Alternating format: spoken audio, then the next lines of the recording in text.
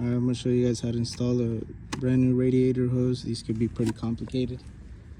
What makes it easier is obviously you gotta drain this right here, this hose that connects to the radiator, and then I would disconnect the whole reservoir. Kind of helps out. Obviously make sure you drain everything through here, and then what helps out too is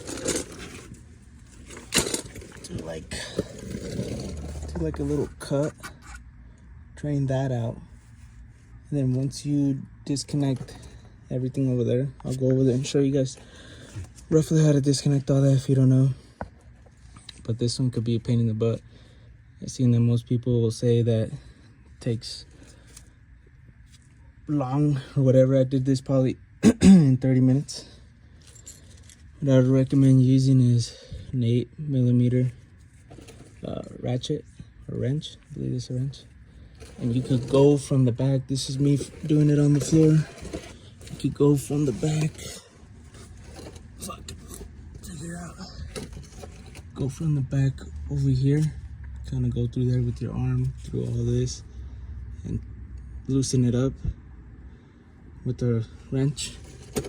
Once you do that, I've seen a lot of people, they'll rip it right here with the knife. You could do that, but I found it easier using one of these little hose pullers, and you just gotta stick this right in through here, through all this, like that, just right into there. Once you have it loose, kind of go at an angle. Let me see if I can zoom in.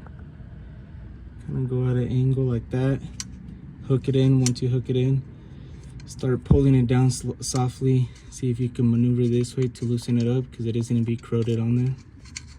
And yeah, just try to get it in like this, coming at an angle. It'll go in. Once you get it in, shove it this way, and then be pulling on it down.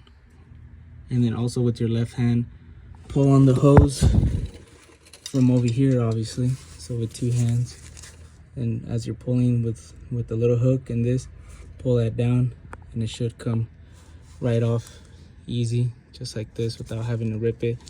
Probably literally took me like 30 minutes, but I for sure recommend draining all this out.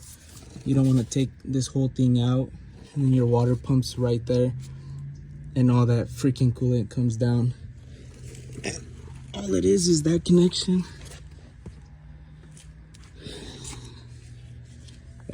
This connection right here that goes to your reservoir, and then let me see if I can zoom in. This connection right here, which goes to this tube right here, which leads, I don't know what it leads to, probably the heater core right here. This one connects right there, and yeah, that's all that connects it, obviously, plus this right here too. But make sure you guys drain it, and I'll try to put it back. It should be fairly easy, but I'll make a video just in case if I end up struggling. Literally been 30 minutes into this, and it's been super easy. I see that people say that it takes hours, but I don't know. It seems pretty easy. All right, good luck, guys.